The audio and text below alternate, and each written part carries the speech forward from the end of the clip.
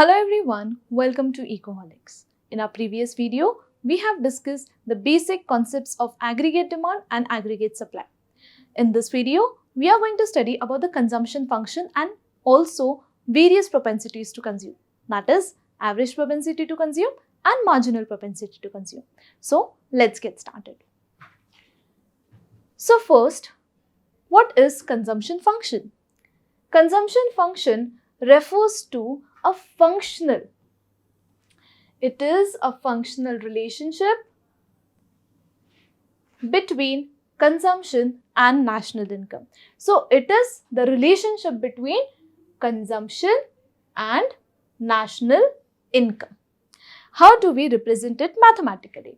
So mathematically, we represent consumption function as C is equal to function of Y, where Y is our national income and C is our consumption and F represents our function.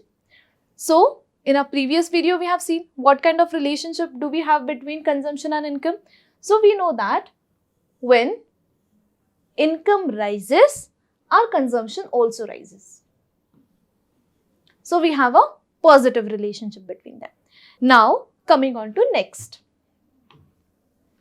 We have consumption function and consumption. Are they same? No. Consumption and consumption function are not same.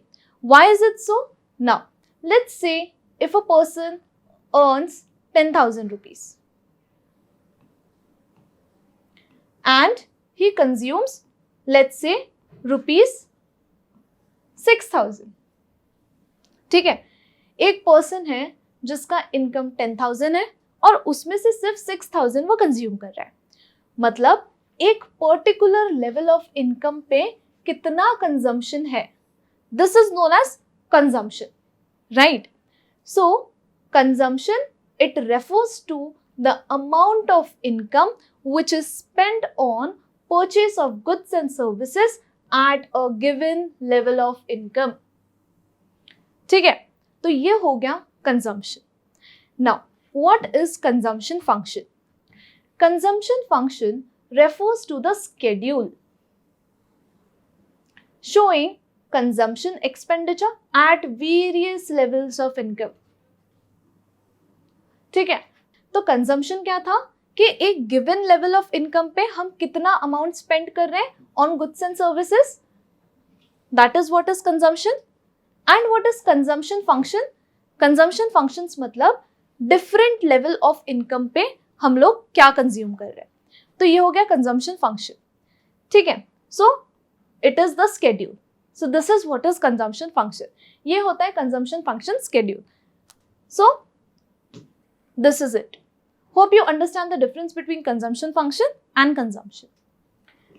Now coming on to next, we have consumption schedule. Now what is a consumption schedule? It shows at various different level of income what is our consumption.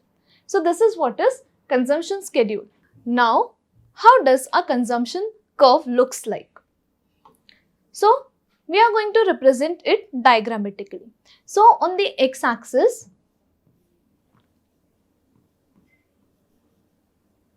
we have income,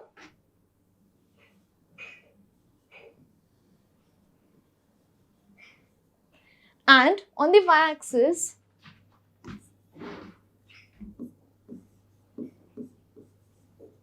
we have consumption.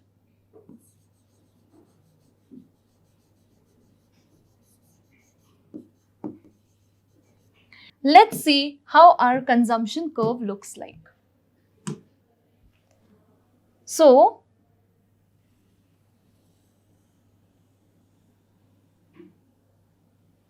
now our consumption curve looks like this, right? So let's look at the important observations of this curve. Now first is the starting point of consumption curve. Now what is our starting point of consumption curve? Our starting point of consumption curve is this, which is above origin.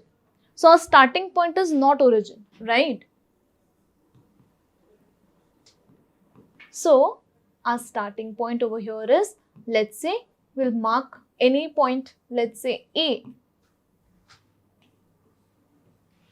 ठीक है, तो A हमारा यहाँ पे starting point है. Now इससे हमें क्या पता चलता है कि ये जो है, इसे हमने पढ़ा है कि इसे क्या बोलते हैं, autonomous consumption.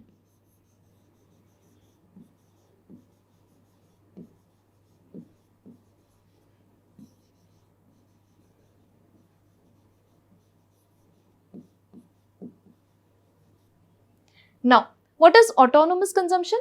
Autonomous consumption means that when y is equal to 0, that is at 0 level of income, we are still consuming, right? So, at 0 level of income also, we have some amount of consumption. That is, let's say we have minimum amount of consumption.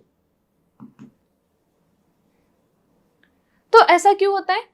जब हमारा income 0 होता है फिर भी हम कुछ ना कुछ तो कंज्यूम करते हैं. ये इसलिए होता है because this is important for survival.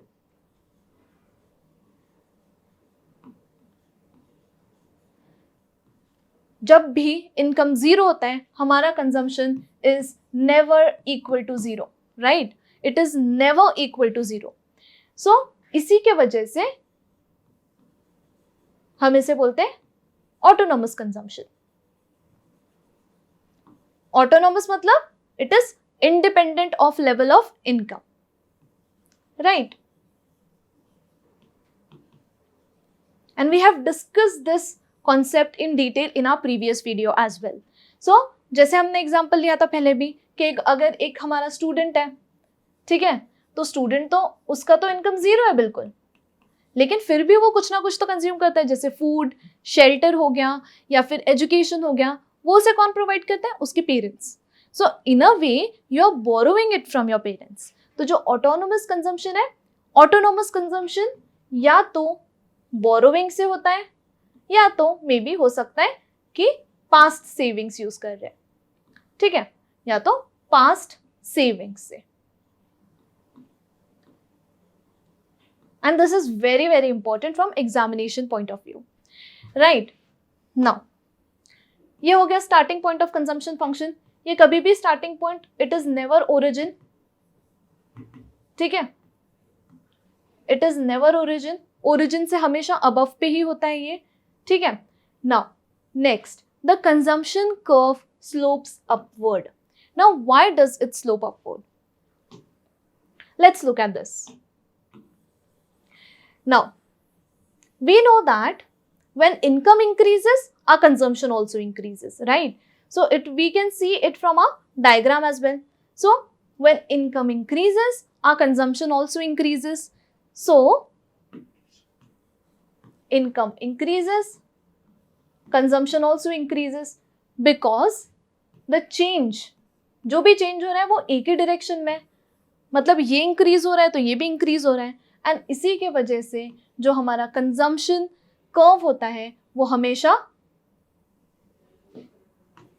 Upward sloping होता है. तो जो C है, ये वाला जो हमारा कर्व है वो हमेशा अपवर्ड स्लोपिंग होता है.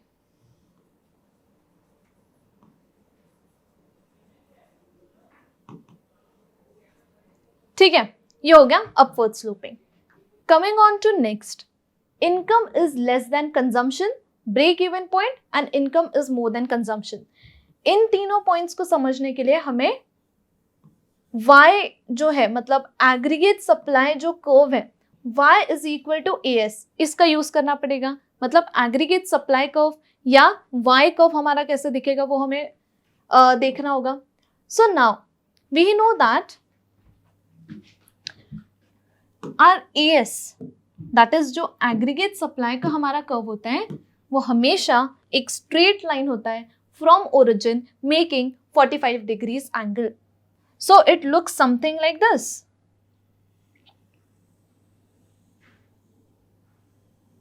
This is our consumption curve and this is our aggregate supply or Y. Right. Now, third condition is when income is less than consumption. So income is less than consumption, ये कब होता है? तो इस case में क्या होता है, ये वाला जो है, ठीक है, ये So our here what we can see is this is our consumption curve and this is our income, right? So now in this case our consumption is greater than our income. So this is what is Y and this is C.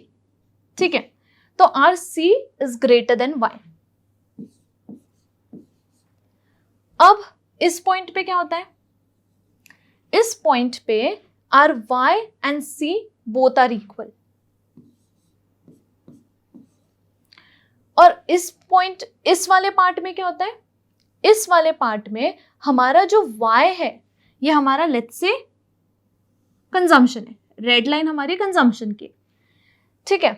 तो हमारा इस part में Y is greater then C, ठीक है? तो हमारे 3 part बन गए, where consumption is greater than income, दूसरा income and consumption both are equal और तीसरा our income is greater than consumption, ठीक है? तो ये 3 पार्ट हो गए, राइट? सबसे पहले तो ये समझो कि when income is equal to consumption इसे हम बोलते हैं break even point.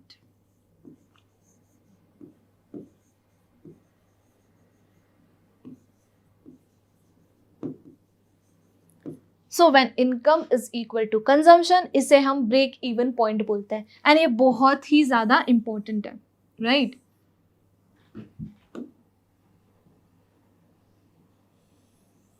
So this is important. Now हम लोग अब इस पार्ट पे फोकस करते हैं. So now C is greater than Y. Now Y is equal to C plus S. हमने पढ़ा है ना हमारे पहले वाले वीडियो में, ये वाला हमने पढ़ा है कि Y is equal to AS is equal to C plus S, ठीक है? तो हमने ये वाला प्रीवियस वीडियो में पढ़ा है एग्रीगेट सप्लाई वाले टॉपिक में.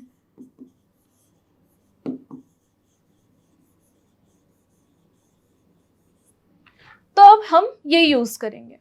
सो when Y is equal to C plus S, अब जब हमारा कंजम्पशन इनकम से ज्यादा है, मतलब हम जितना अर्न कर रहे हैं उससे ज्यादा हम कंज्यूम कर रहे हैं, इसका मतलब ये है कि इस पार्ट में हम क्या कर रहे हैं?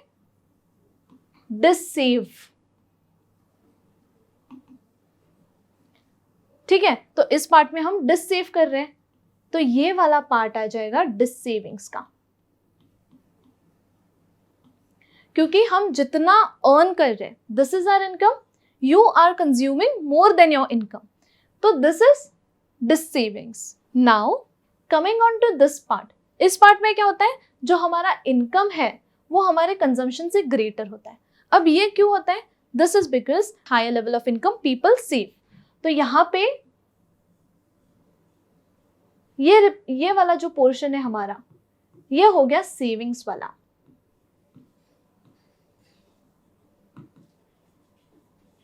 ठीक है? क्यों ऐसा? क्योंकि our income is greater than our consumption, तो इसीलिए ये वाला पोर्शन हमारा सेविंग्स रिप्रेजेंट करता है. So let's look at this.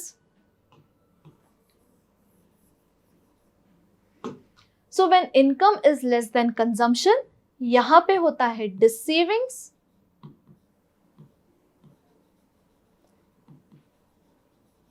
मतलब तुम्हारी इनकम है, let's say if your income is 1000 but your consumption is let's say 1200, so ये consumption है और ये तुम्हारा income है, तो इसका मतलब क्या है कि आप डिस सेविंग्स कर रहे हो, मतलब कुछ सेव नहीं कर रहे हो, ठीक है? So this is dissavings, right? Now उसके बाद अगर आपका इनकम है लेट्स से 1000, अभी आप कंज्यूम कर रहे हो लेट्स से 600, ठीक है? ये कंजम्पशन है और ये इनकम है, तो इस केस में क्या होता है? When income is more than consumption, तो यहाँ पे जो 400 है वो हम क्या कर रहे हैं? वो हम कर रहे हैं सेव. एंड इसीलिए when income is more than consumption this represents our savings. अब now you would be wondering कि इनकम तो 1000 है लेकिन कंजम्पशन 1200 कैसे हो सकता है? तो ये इसीलिए क्योंकि हम हमारे जो कंजम्पशन नीड्स है वो हम बोरोविंग्स के थ्रू भी कर सकते हैं, ठीक है? तो नॉट नेसेसरी कि हमारा कंजम्पशन, ऐसा ज़रूरी नहीं है कि जो हमारा कंजम्पशन है वो हमेशा इनकम से कम होगा, इनकम से ज़्यादा भी हो सकता है हमारा कंजम्पशन। नाउ उसके बाद आएगा ब्रेक इवन पॉइंट। अब ब्रेक इवन पॉइंट सबसे इंपॉर्टेंट है। इसमें क्या होता है, income is equal to consumption. जैसे हमारा इनकम लेट्स से 1000 है और हमने पूरा ही खर्च कर दिया, मतलब 1000 इनकम है एंड हमने कंजम्पशन भी पूरा 1000 का कर लिया, तो यहां पे क्या होगा, हमने पढ़ा इक्वेशन कि y is equal to C plus S, लेकिन y 1000 है और c भी हमारा 1000 है, तो हमारा s क्या होगा, हमारा s will be equal to 0। मतलब ब्रेक इवन पॉइंट पे जब हमारा इनकम और कंजम्पशन इक्वल है, मतलब इनकम भी 1000 है और हम लोग कंज्यूम भी 1000 ही कर रहे हैं, मतलब यहाँ पे क्या है, सेविंग्स बिल्कुल 0 हो जाते हैं। ठीक है, so here savings will be equal to 0 at break even point, savings will be equal to 0, income is less than consumption, यहाँ पे डिस सेविंग्स होगा, and when income is more than consumption यहाँ पे सेविंग्स होंगे। ठीक है, so this is all about the consumption function.